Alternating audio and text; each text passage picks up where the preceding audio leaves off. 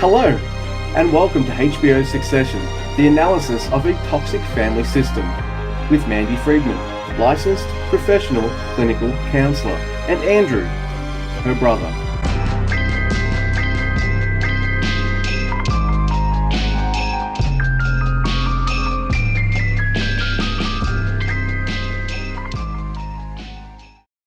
Hello, Mandy Friedman here, licensed professional clinical counselor, clinically certified domestic violence counselor, clinically certified trauma professional level 2, and the creator of SNAP, Survivors of Narcissistic and Abusive Personalities. We're here to talk about season 2 of Succession and Siobhan Roy, and I'm here again with my brother. Hi, Andrew. Hey, I'm Andrew. I'm her brother. And we are going to start on a mega yacht today with Tom and Shiv. That's right. When we last left Siobhan, she had just been married. And what is the thing that you want to do after you get married? You want to get away from it all. And her and Tom are on a honeymoon, but they don't avoid work, do they? No, they sure don't. In fact, there's a lot going on while they're on their honeymoon. They've barely been on their honeymoon, and it has to do with Kendall and what happened at the end of season 1.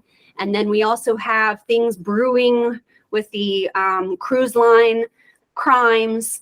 And so they're really kind of stuck on their devices and trying to find service and wondering, hey, should we go back? On our last episode, we talked about Kendall being pulled out too early from his rehab, and this has a very similar flavor to it. It's kind of the same thing exactly, only this time it's Shiv and Tom.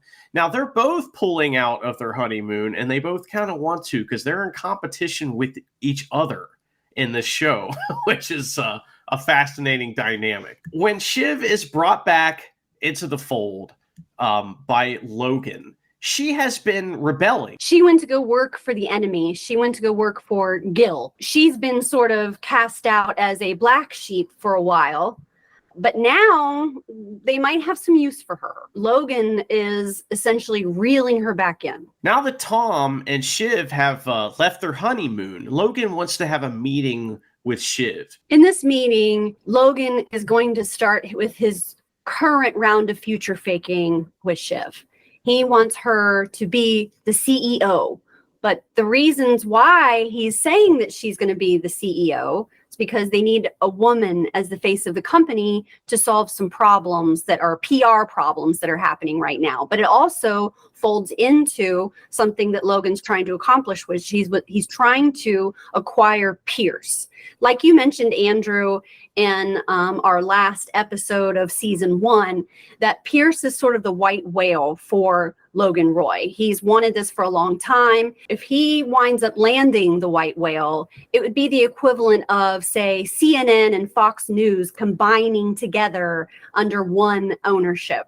And that's what he's trying to achieve, basically, is to own all the media. Logan has a meeting with his daughter wherein he offers her the succession role. And he's saying, this is it. It's real. It's happening. And she kind of doesn't believe it, but he says, no, this is it. And she's so excited. But he also tells her now, we got to keep it on the down low. You know, we can't go walking around. It's going to upset people. So let's just keep it. It's just you and I, just a need to know at this stage of the game. But you are the one for sure.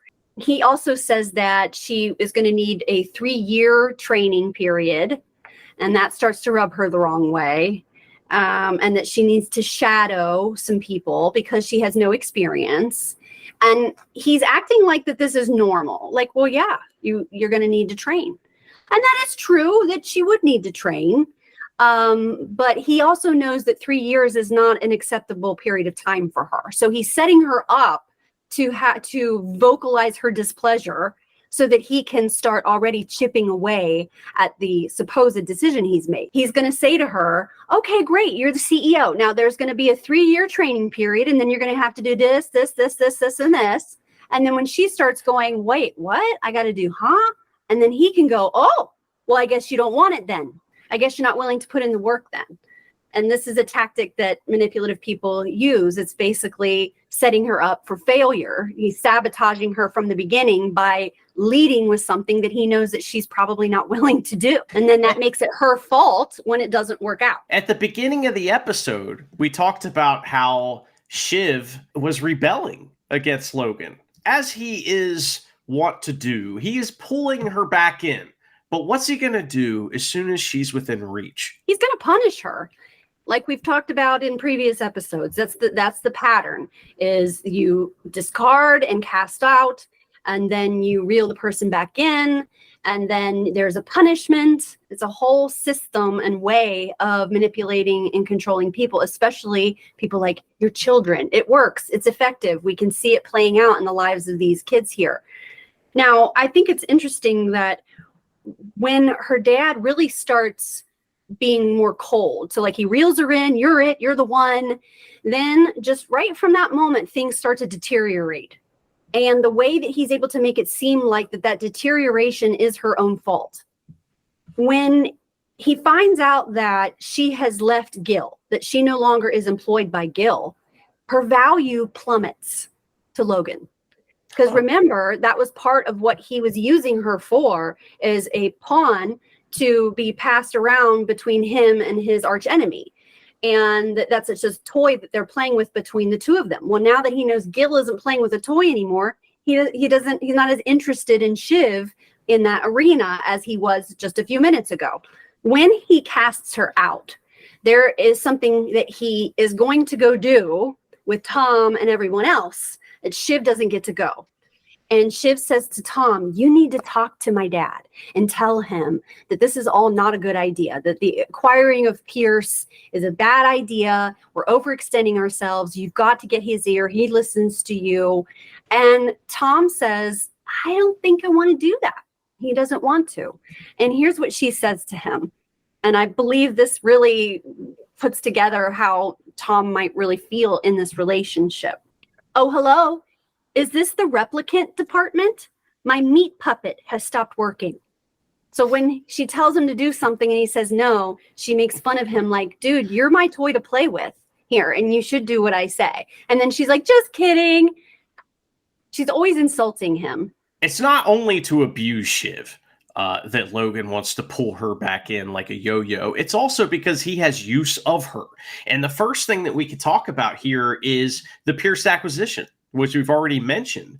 We know that Pierce is a more progressive company. In fact, Nan Pierce straight up says, we don't want Tom running a company that, we're selling to. We'd much rather that be Shiv, because she's a woman and because her politics align with them a little more. But Shiv kind of screws this up, right?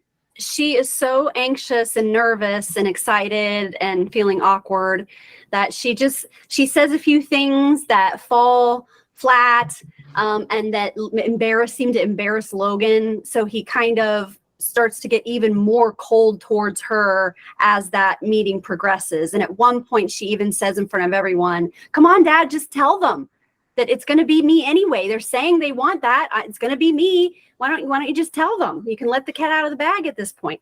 And Logan does not like that. That does not go well for her. So she's basically, the more nervous and anxious she's getting, the more awkward she's acting. And again, Logan loves to make it seem like it's her own fault. He could react to her behaviors differently, just like he does with, say, Kendall by putting a diaper on him. He's fine. Everything's fine. He could be doing the same to her. He could be, ah, ha, ha, isn't she funny? But instead he looks at her like, you're a disappointment. And that way she can just know that the reason it didn't work out is because of her. Not because he had no intention of ever giving it to her, but because she screwed it up somehow.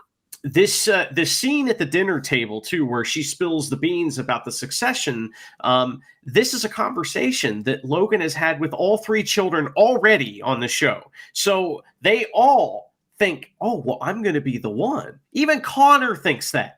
All right. And he's never even been thought of in that instance by anyone but himself. But even he thinks that. So when she says, just let him know, Dad, it's me, the looks on the faces of the brothers is some tremendous acting, because we see a range of emotions going through their, through their bodies as they recognize this information. But the thing they never see is it's happening to all three of them. What they see is she's trying to take what's mine. And I find that interesting, is that everybody on this show is in competition with each other. And Logan is one of the characters that kind of floats above all that. He's the one that creates the competition between the siblings. He's the one that pits them against each other. He's the one that talks out both sides of his mouth and then likes to watch them squirm and try to figure everything out. And that's when Rhea steps in. So Rhea is getting a little bit closer to Logan, and she sees the pickle that he's in.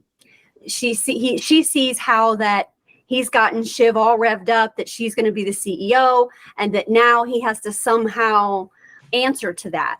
And he's trying his best to make it seem like, look, she's screwing up, it's her fault, and this and that. But he hasn't quite managed to shut her up entirely. Well, Rhea enters the picture at this point, and she is a little naive, and I think that Shiv is a little naive in her interactions with Rhea, but Rhea acts as Logan's flying monkey to kind of smooth things over for Shiv. She's doing this favor for Logan, but she also offers to do a favor for Shiv too. Exactly. She agrees to talk to Pierce and see if there's a possible position for her. And don't forget that Shiv just got finished working for another rival of Logan. So it's very attractive to her to go work for another rival. She just left Gil. Sure, I'll work for Pierce. And it seems like that's what Rhea is doing, is that she's smoothing it over like what you said, but that's not what she's doing. She's sabotaging Shiv. She's putting Shiv in a position so that it creates more evidence for Logan to be able to stand back and go, you're a traitor. You went to the enemy camp. And so you can't be the CEO if you're willing to stab me in the back like that. But she was completely set up by Rhea. Now she realizes that she has been set up, that Rhea was not trying to help her. And I think we learn a little bit more about Rhea in terms of how she navigates these rich people. She's an executive. She's swimming with the sharks. She knows how they work. But as we learn later, she really is naive, and she hasn't quite gotten to know this family that intimately yet. Yeah, and maybe I was being naive about Rhea being naive about Shiv, but it turns out that Rhea is naive about Logan. And we know that because she says something along the lines of, oh, your father, he's such a kind man. He's so kind to me. And Shiv gives her this look like, okay, lady. After Rhea sort of lulls Shiv into feeling comfortable with the conversation, making it seem like she's a woman on the side of a woman, and going to try to help her out, seeing that it wasn't fair the way that her father treated her. It does bring out of Shiv this sort of honest statement. She says, I feel like a flame-roasted, wood-fired dipshit. Yeah, I did the thing that I said I was never going to do. I managed to get myself in the situation where what my dad thinks is my entire fucking universe. This statement is fascinating because the end of last season, we see Kendall running around telling everybody, I did it because my dad told me to. And here is Shiv in the same exact position. So another parallel that I think is absolutely fantastic. We saw Rhea and Shiv have this conversation where they are, Rhea's like, oh, I'm going to help you, but really I'm doing this, but really, all this stuff's going on. And Shiv has a very similar meeting with the witness to the cruise line scandal. Tell me all about this, where she's future faking this lady and does like a full-on Logan Roy tour, kind of representing all of our themes in one conversation. It's wild. She starts off by appearing to be very transparent and talking negatively about her father. She says, a couple months ago, he screwed me over. He made me an offer that wasn't real, and he's a serial liar. And I'm going to be very frank with you. My card's on the table. I don't trust him. And that's the way she's starting off. So she's basically trying to align with this woman as another woman, the same way that Rhea was trying to align with Shiv, and say that, look, I get it. These guys are scumbags, and they did it, and it was wrong. And I am behind you, and you should speak your truth. But then she goes on to describe what this person's life is going to be like and the kinds of things that they will have to face as the result of coming forward. And then it starts to kind of sound like a threat. So she's reeling the person in by making it seem like, I get you, you know, and I'm here with you. But also, we're monsters and we might eat you. So, you know, good on you for being so brave and putting yourself out there and risking all those things by, you know, because we are pretty dangerous. It's true. Even characters like, this witness are on the yo-yo, just like Shiv is. And in this scene, like I said, like you just described, we have Shiv using the same tactics that Logan uses on her with this lady. These children all interact this way with people that they're trying to get something from. You know, we see it in all of them. Some of them are more deft at it than others. For example, an interesting thing is sometimes when we talk about Kendall, he says the dumbest shit ever. He stutters. He doesn't know how to say anything. But then you get him in front of Congress and all of a sudden he's some genius, right? Shiv doesn't know what to say to her husband. And we're going to talk about that here in a second. She doesn't know what to say to her dad. But you get her, trying to manipulate a witness, all of a sudden she's a superstar. It's wild, man. It's like when someone has military training, it kicks in at a certain point, right? And they're not thinking about it anymore if there's danger afoot. And that's the kind of thing that's happening with the children. Andrew, that is such a great comparison that you just made. You're absolutely right that there's training here. These kids have been trained like dogs to respond in certain ways, to manipulate and to gaslight and to control the narrative and all the lying and the shifting and the shaping. That's what they've been taught to do. That's what they're really good at. They're good at the abuse. They're good at the toxic stuff. They're good at that. But what they're not good at is relationships, vulnerability, truth, honesty, feelings, emotions. You know, those things they cannot do, but put them in front of a situation where they need to work it and manipulate and step on someone to get where they want to go. They come to life and they perform quite well. And that just shows you the upbringing they've had. They were never taught how to be kind. They were never taught to have empathy. They were never taught to put themselves in other people's shoes or to be helpful. In fact, people that do that are weaklings and they're stupid, people that think they can save the world and shit like that. You know, they really don't care about other people and they only care about themselves. That's the way they've been raised. That's the way they've been trained.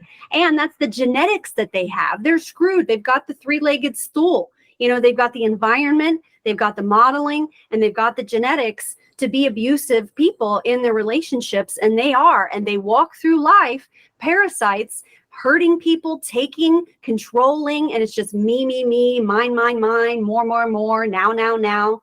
That's the training they've received. So you're absolutely right. It's like the training kicks in. Last season's episode about Shiv, we talked about her wedding and the kind of crazy thing that she sprung on her husband, Tom, on their wedding night. At this point in season 2, Tom's ready to talk about that. And he confronts Shiv about the whole open relationship thing. So Tom and Shiv have this conversation where he finally shares his true feelings about the whole open relationship thing. He says, on our wedding night, bang, I'm shanghaied into an open borders free fuck trade deal. He's basically saying he's unhappy and he isn't sure if he wants to stay in the marriage. And this really does upset Shiv. You can see that her emotions are sort of coming up, but as usual, she stifles them. And any tenderness or vulnerability goes away and she gets this like stiff upper lip. You know, she toughens up. Instead of softening, she hardens. And this is avoidant attachment. There are people that are nervously attached. Basically, the 3 younger kids, you can see how they're nervously attached to their father. And she is also nervously attached to her father. But when it comes to her intimate partners, she's avoidantly attached. You can see how she treats her boyfriends. You can see how she treats Tom, that she was actually really upset and hurt because she does care about him, I think. I don't know about her capacity for love, but whatever capacity she has, I think she does love him to some extent. And she was really hurt to hear that he was thinking about that maybe we shouldn't be together, but she couldn't say, no, I love you. I don't want that. I want to stay together. Instead, she had to get tough.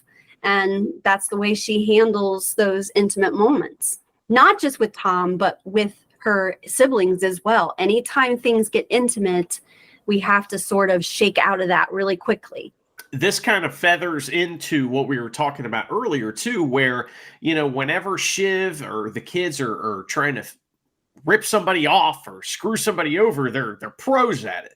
But the second that actual emotions kind of seep into that a little bit, we can see them hesitate. We can see, that all of a sudden their control dramas and attachment styles are going to be showing up. And that's an important part of what we're talking about here, is that the trauma that they have gone through their whole life shows up in the relationships. And that's kind of a big key to just mental health in general, is understanding that about yourself and seeing how those things show up in everyday life.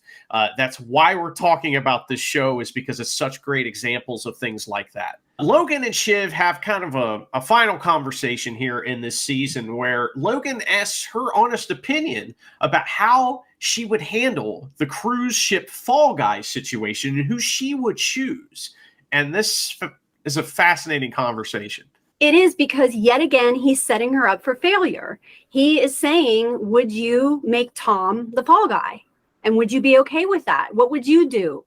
And it's putting her in an impossible situation. She doesn't really want to say, yeah, make it Tom. Although in the group setting, she'll say, make it Tom, but privately, she doesn't want it to be Tom. And when she realizes that she's not going to be CEO, after basically Logan is like, see, you couldn't handle that decision. If you want to be CEO, these are the kinds of decisions that you're going to have to make. And if you can't make it, then you can't hang with us. And that's really where it ends there, is that she couldn't really answer the question with that stiff upper lip that she needed to call upon. And instead she softened and said, I don't think I can make that decision about her own husband. And I think that's quite reasonable. But what she does after that is she kind of drops the tough act. She no longer is in a state of petulance. And instead she is now looking to her father like a little girl. And she's saying, please don't make Tom the fall guy. And please do that just for me. I'm your daughter. You love me. And would you please just do me that favor, not Tom? Well, that's really nice of her. But also Tom's kind of mad at her right now. So while that's sweet, the very next thing that happens is she walks over to Tom and whispers in his ear. And we can assume that she's reporting back that, hey, I pled your case, honey, and I tried my best. Maybe she's trying to win brownie points with Tom in that moment. Or maybe she was just actually in a moment of little girl vulnerability and regressing to that age of needing your dad to see your pain and see what you need and have your back for once. He never gave it to him, though. And they're still looking for it. All three of the children, all four of the children, they're still trying to find that. And it's awesome to see the characters regress. It happens to all of them. It happens to Connor as well. In fact, you might say Connor is 100% regressed all the time. You know what I mean? But all these characters, it's so fascinating. And I think Siobhan is one of the most fascinating characters on the show. Our next episode, we are going to discuss Roman Roy. When you're talking about regression, oh my gosh, he's one of the first ones that come to mind.